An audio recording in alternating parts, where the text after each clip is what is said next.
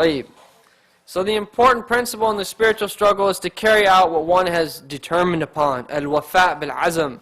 If one determines to renounce a desire, then the means to pursue it will be made easier. This is a trial and test from God. And one should therefore have fortitude and perseverance. If one habituates oneself to violating one's own resolution, the soul will come to take pleasure in this and will be corrupted. If every time you have a resolution to do something and you just let go with it, right? Now is a beautiful time after Ramadan in particular that we set resolutions. Right? I'm going to pray every prayer at the beginning of its time. I'm going to pray Fajr in Isha at least in Jama'ah. I'm going to try to pray every prayer in Jama'ah.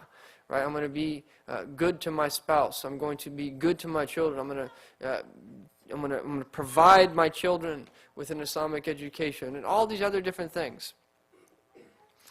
That should it happen that man does violate his resolution, he should compel his soul to accept a punishment for this. As we have already mentioned in the section on the chastisement of the soul in the book of self-examination, vigilance, Kitab al-Muhasaba wal-Muraqaba, of taking oneself to account and vigilance. And they mention in this one of the incidents of Imam Junaid that at one time he broke his resolution and he took a cold bath with fully clothed, with those clothes on. He took a cold bath. And subhanAllah, you know, these people are still alive, you know what I mean? And we were blessed to see one of them, Sheikh Murabit al-Hajj in Mauritania. And they would mention to us there, I remember in the winter, it was freezing in the winter, it was freezing.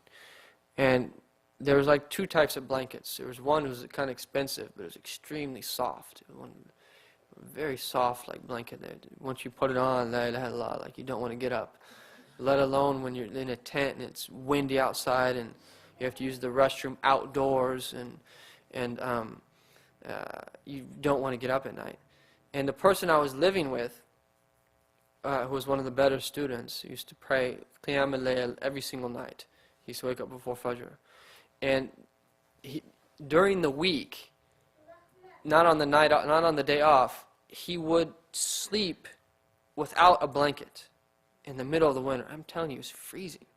He'd sleep without a blanket because he was afraid he wouldn't wake up to pray Qiyam al-Layl at night. He used to just hide in his, have you seen what Sheikh Sadiq wears, the dara'a, the robe?